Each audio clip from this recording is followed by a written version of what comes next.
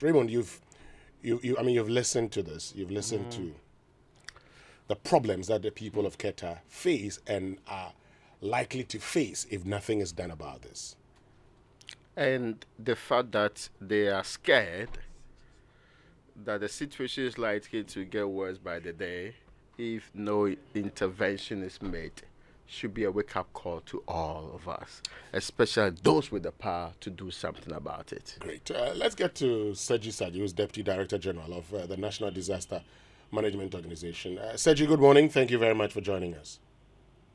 Good morning, Winston, and good morning to your cherry listeners too as well. So, Sergi, you talk about prevention all the time as NADMO, but here we are in Keta, and we're told that the coast is witnessing a recession of 2.2 meters per annum. Sergi, what are we doing for the people of Keta? You should be concerned, aren't you?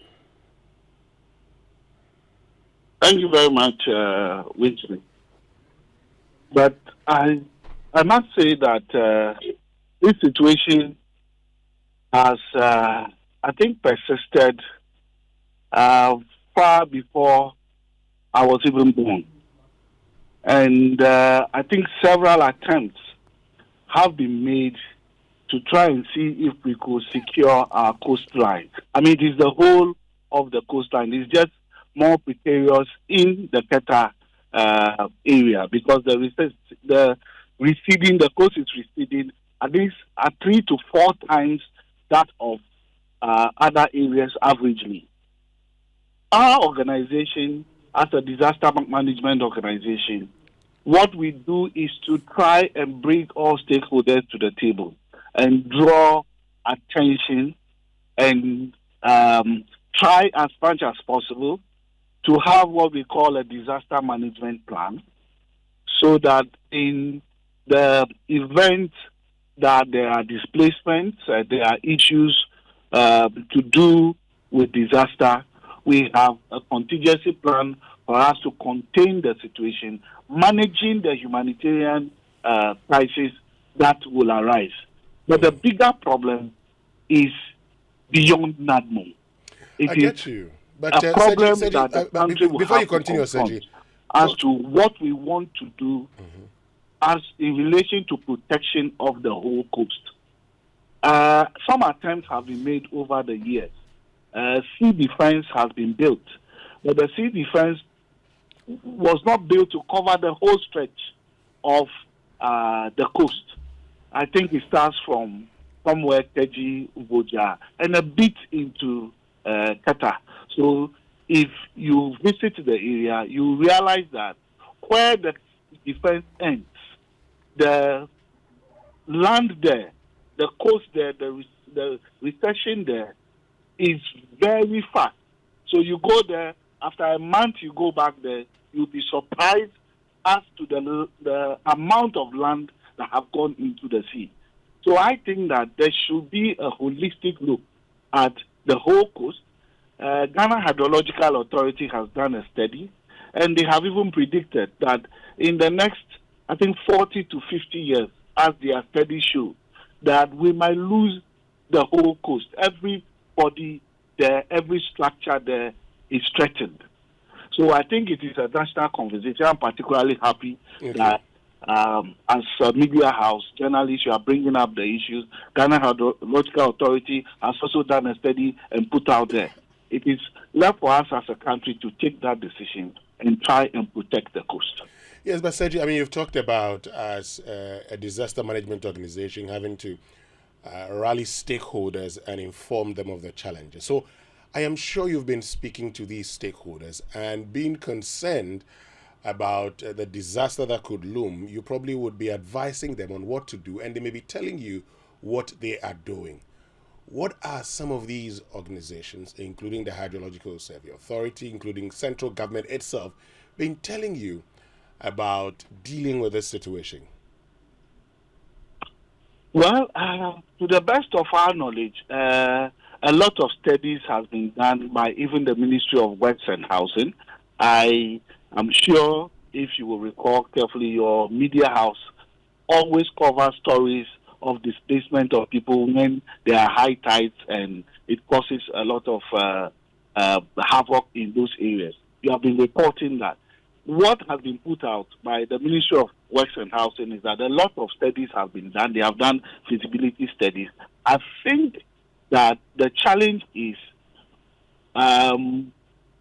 implementing the plan to actually protect the coast with sea defense and maybe other things that the technical people will do when it comes to protection of the coast.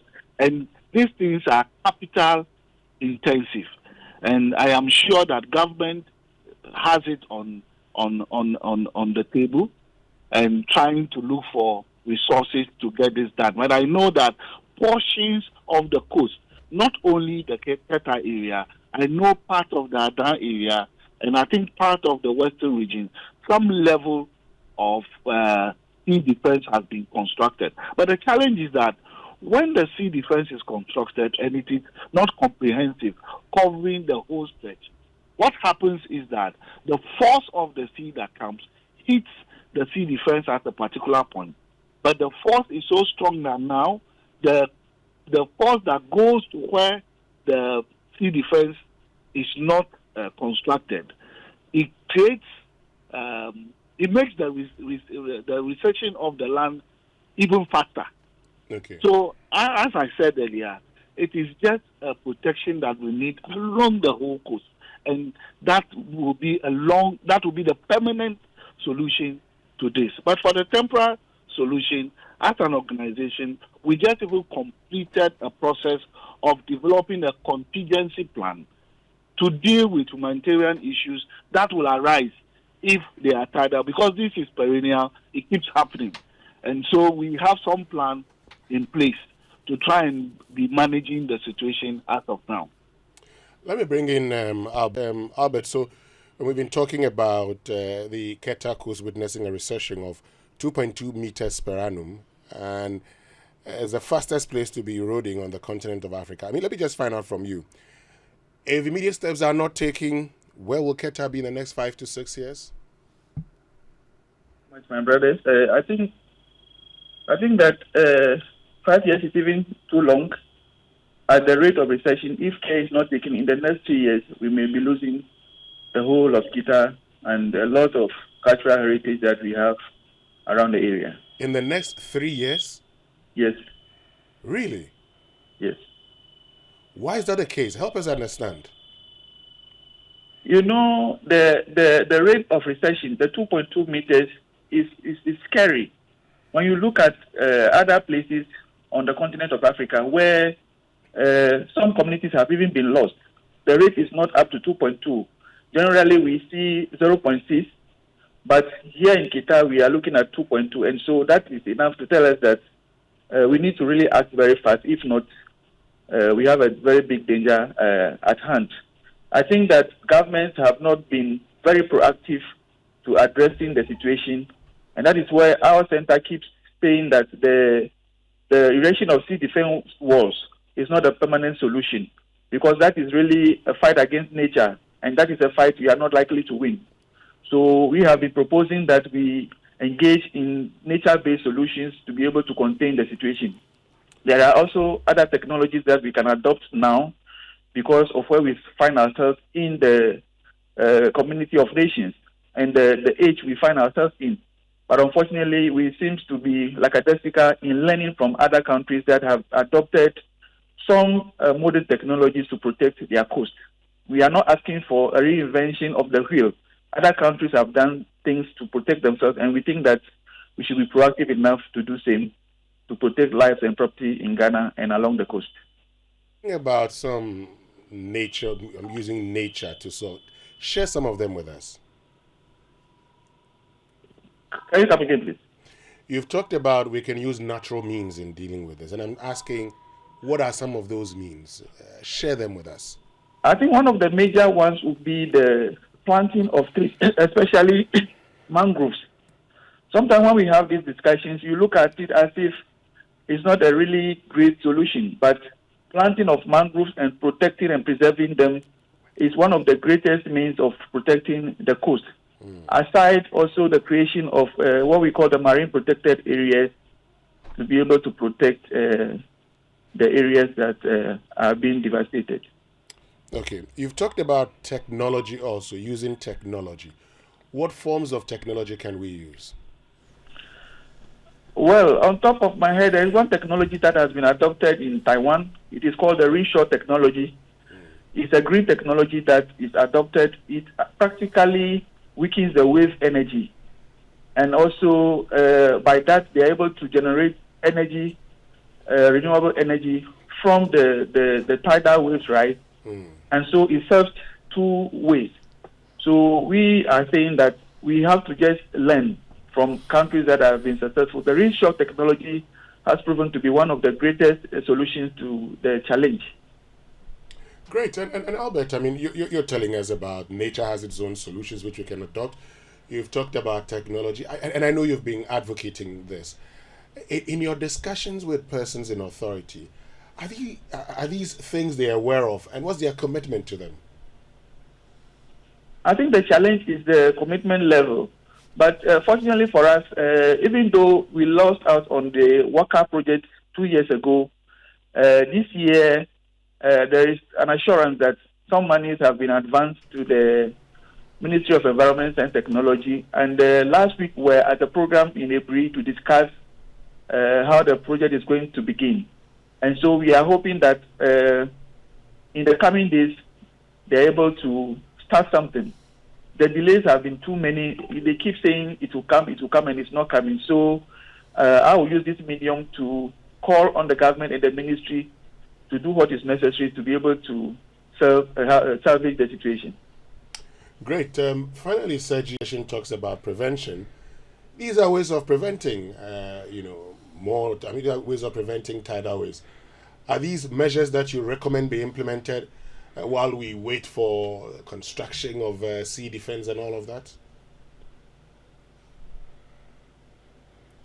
Hello, Sergi? Hello? Yes, Sergi, can you hear me? Hear you, but it's a bit faint. No, so I was asking that because your organization's motto is prevention, I'm asking whether, you're prepared to recommend the implementation of some of the solutions that Albert has been talking about. Thank you. Albert has spoken extensively about the real solutions to the challenge. And these solutions, as he has put out, he himself put it out that this is not something that can be done in a short period of time. It is going to take some time. So that means that we will still continue having the effects of, climate change, especially in those areas, and continuously having effect on structures and the habitants there, causing a lot of displacement. Yes, our motto is prevention, but normally, if you are in a disaster situation, you do prevention all right, but your preparedness actions and your response action and your recovery actions will all lead to a situation where the people that have been affected or the areas that have been affected becomes resilient. And what Albert has just espoused is making the whole coast very resilient. And there is a concept called, blue economy. And all the things he has mentioned forms part of it.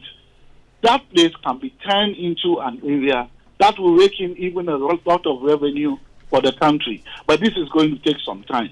But as an organization, we'll still continue carrying out our normal education sensitization and our preparedness plans, response plans, so that when they are internally displaced persons, we can be managing the situation as the state takes a concrete decision and implements those decisions to protect the whole of the coast for us.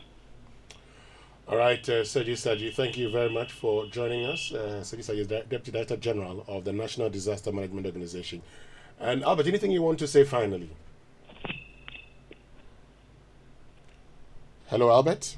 Yes. Anything you want to say finally? Yes, I want to say in conclusion that the sea is supposed to be a blessing and not a curse. What we have not been able to do is to manage it properly. And so we call on the government and other partners to take a look at how we have been able to confront this issue so far and do what is necessary so that the greatest blessing to mankind, which is about 71% of the surface, is enjoyed by all. Thank you very much, Albert Fiatu, who is Director, Center for International Maritime Affairs, Ghana. So, Raymond, there you have it. Again, we missed out on the Waka Fund. Now we see monies have been released, and so we're going to be starting work on these areas, in these areas. I hope government explores the private sector participation thing. And engagement with people who are interested in promoting, and of course, I heard that bringing into the blue economy and all of the connections. The solutions are not utopian, as people want us sometimes to believe. They are not out of the reach of the ordinary person.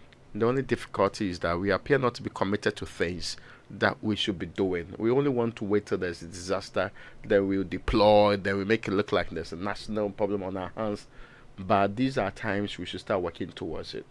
We cannot, in all concerns, be pretending that in the 21st century we are losing such a battle and we cannot fight it when others have fought a war nicely and are even doing more than just that. It is just commitment to putting your money where your mouth is. And in this case, since it's also about tourism, you will get help to be able to do it. So I agree with Albert completely. There is enough and thinking around this matter. There is a list of a plethora of solutions available.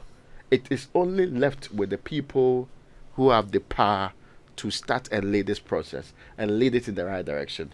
And again, I also think that the people who are in these communities, it is primarily their responsibility to continuously fight that the right thing is done. They have district chief executives. They are people right from the level to the regional ministers who are in charge of regions like that. It is their responsibility to push hard enough so that we do not only have conversations when people lose their homes, they lose their livelihoods, and continuously we lose national heritage that we should be protecting and projecting for the future.